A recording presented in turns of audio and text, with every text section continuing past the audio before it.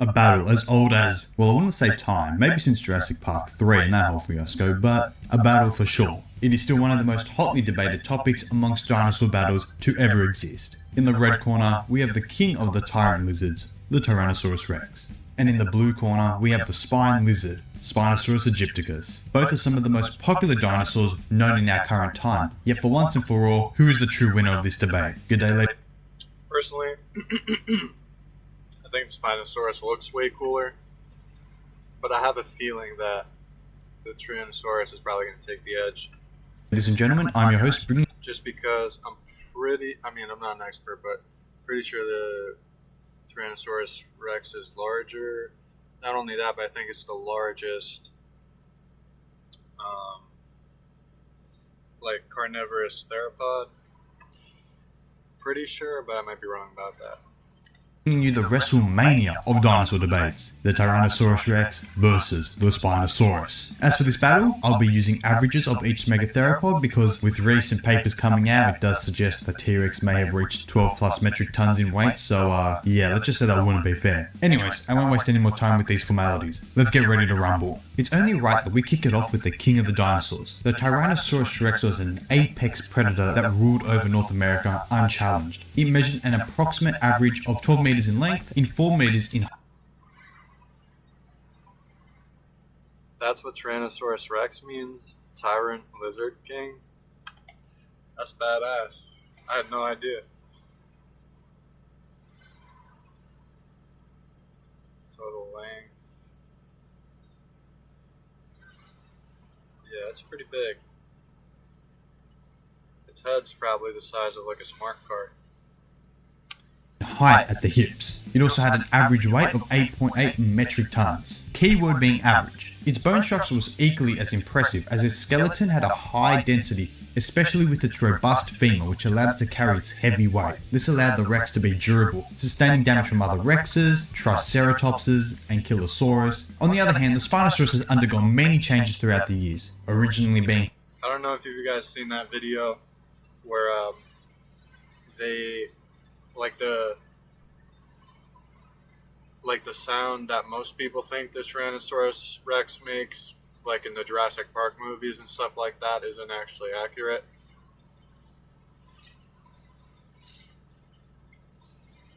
So they actually recreated like what it would actually sound like, and it was like this really deep growling humming sound. It honestly sounds a lot scarier than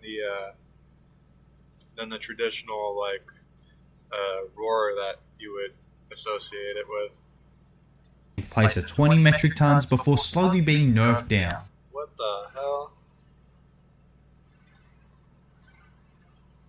No, there's no way the Spinosaurus is that big.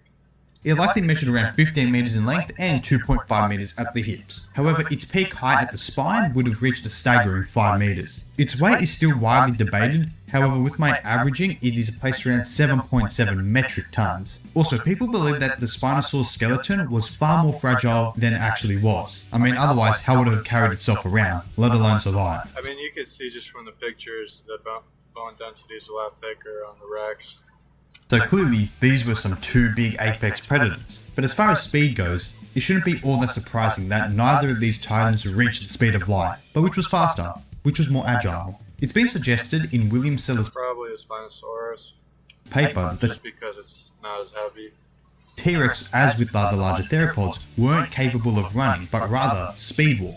With biomechanical reconstructions, it's estimated that the T-Rex could reach approximately 12 miles per hour, which is still fast enough to catch up to your everyday person. Not only this, but according to Eric Snively and his team, it is likely that the Tyrannosaurus was far more agile than any theropod its size. As a matter of fact, it may have even been 2 times greater at rapid turns and movements. Now, when it comes to the Spinosaurus, no exact research has been completed on its speed, but I think when we take a look at its build, it certainly wasn't too quick on land. I'd place it at a couple notches below the T-Rex when it comes to land speed, and as far as its agility goes, again, we don't have papers determining this, but considering how it's built and the fact that the T-Rex was far more agile than similar-sized, slim... I think the deciding factor for this would be just what the terrain would be like, you know, because it's strong.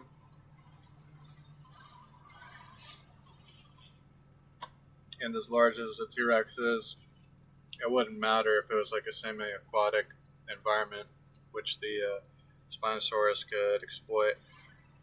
Theropods, then I'd have to say that the Spinosaurus was significantly less agile. All spice, total body. It fights state 24/7. Getting a fresh deal at Subway has never been easier. Just buy any footlong in the app, get another free. Taking a quick dip into the water is where it gets interesting, because it's likely that the T-Rex was at the very least a decent swimmer, with it being so large that it was capable of forcing itself through the water. However, when it comes to the Spinosaurus, things are just playing out, well, confusing. I've seen people say that it was an effective swimmer like a crocodile, with the ability to dive down. I also see stuff stating that, well, it wasn't too strong of a swimmer, but rather it remained at the shallows like a stork. But then, what was the purpose of the massive tadpole tail? Despite evidence going back and forth, I think I'm just going to give the Spinosaurus the water speed advantage. Now, if it's something that the T-Rex is known for, it's its weaponry. The T-Rex's obvious main weapon of choice was its massive jaws. These jaws were the definition of quality over quantity, and quality they were. Biomechanical studies have provided evidence that it was capable of delivering a bone-crushing bite of 8,000 to 57,000 newtons. There's also Sakamoto's study, which placed the T-Rex's average bite force at 48,505 newtons. Yeah, that's like a death grip and a half. Its teeth were serrated as well as robust, which allowed it to withstand the pressure of its own bite. It's also been suggested that the T-Rex also had enough strength to rip a Triceratops's head off of its body, with paleontologist Denver Fowler noting the following. Not only this, but their large and heavy-duty skull suggests that it was likely capable of ramming its opponents. This is further supported by a ridge formation which may have appeared at the top of the skull. However, that's terrifying. This isn't quite confirmed and rather a theory, so there's that. The limbs may have also been small, but hey, don't underestimate them. Each arm could lift over 200 kilograms. There is even the possibility the T-Rex could have used its limbs to get a hold of its prey to assist in delivering bites. However, I will say with them being so short, it seems like it may just be easier to go straight for a bite rather than just trying to get a grip with its small arms. Onto the Spinosaurus. Its bite obviously wasn't... It just doesn't look menacing at all.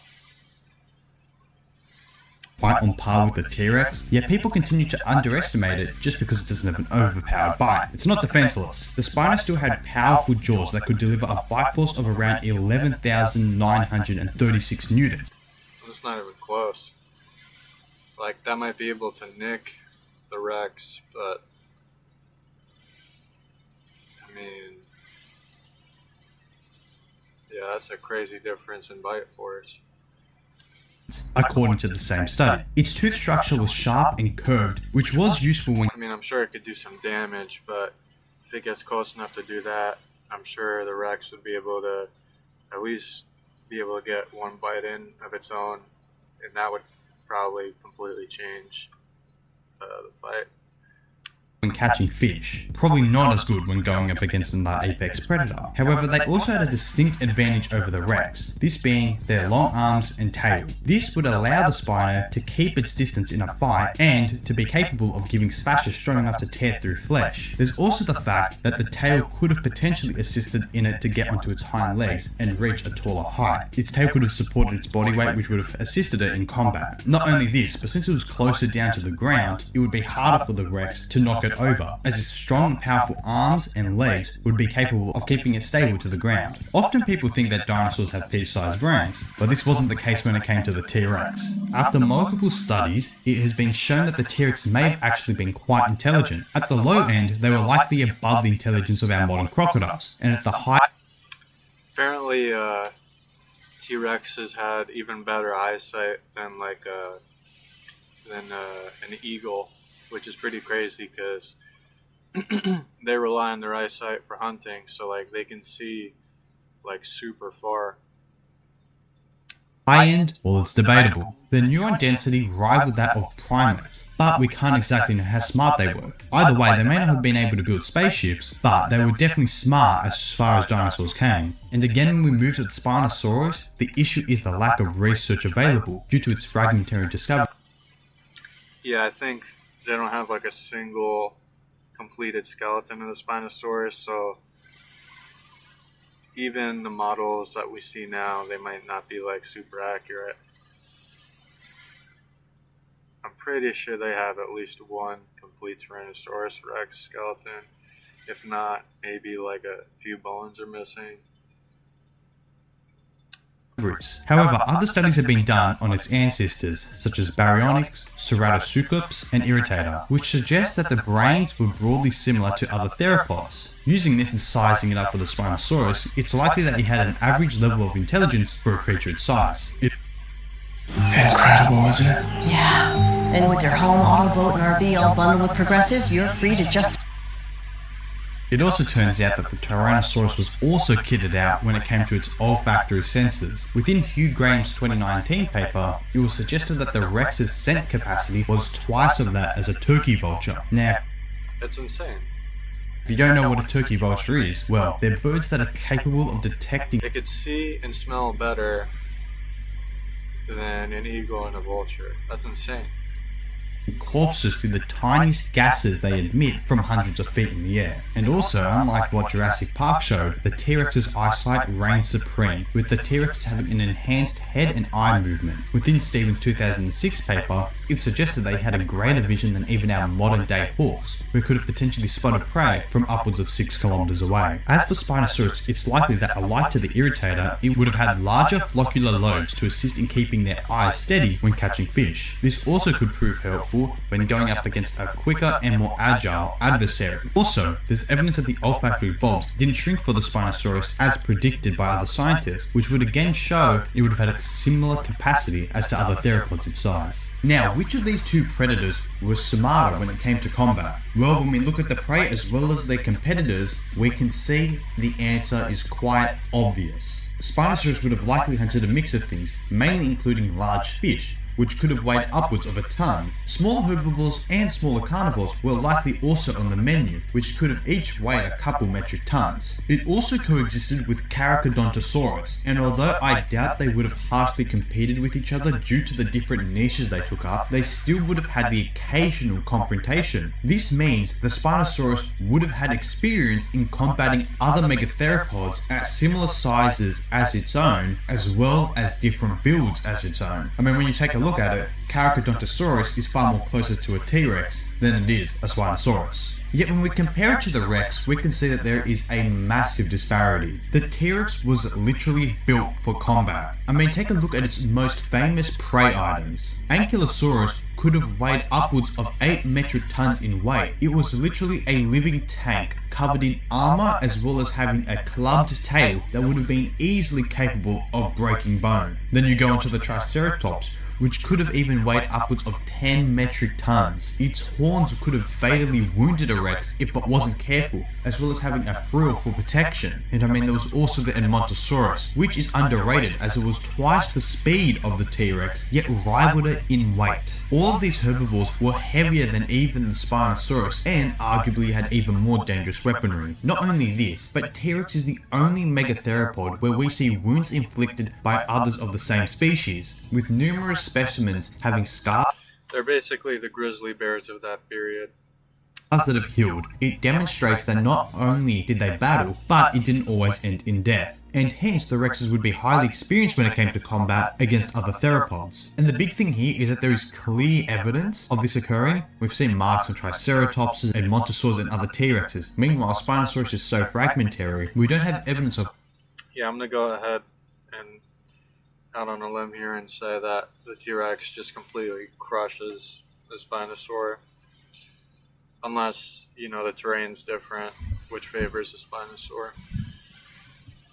of it, let's say, going after Carcharodontosaurus. Now look, obviously Spinosaurus would have had interspecies conflict. Whether it was over prey, territory, mating rights, it would have still had it. But still, it says something that we see the most on the Rexes. And I mean, due to the T-Rex's high intelligence, it's likely that it learned effective hunting strategies as well as combat skills as it matured in age. So who's winning this fight? The Spinosaurus has the reach, bite speed, water speed, length, and total height advantage. Meanwhile, the Rex takes the weight, strength, durability, speed, agility, stamina, endurance, IQ, battle IQ, and bite force and senses. Yeah.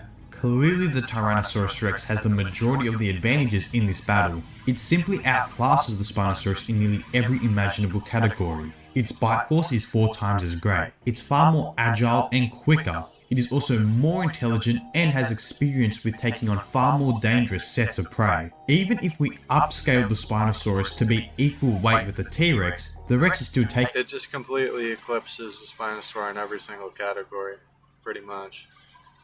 it, due to it, as being stated, being built It really is a Lizard King.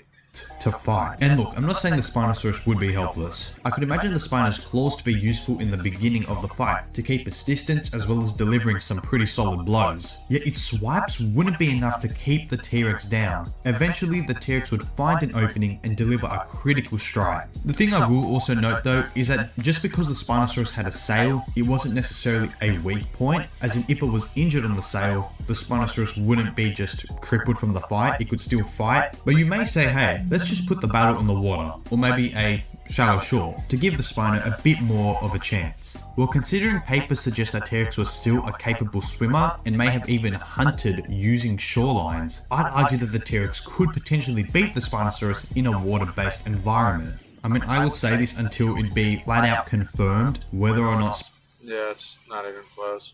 Spinosaurus was capable of diving and swimming far quicker than we have it at now. And if it was more like a crocodilian when it did that, then obviously it could definitely win in water. Ultimately though, on a balanced environment, I would give the battle to the T-Rex 9 times out of 10. It's simply too much for a Spinosaurus to handle. Thank you all for watching. I hope you all enjoyed these two going at it with our modern day science. Now yes, I know these combatants have been done to death, but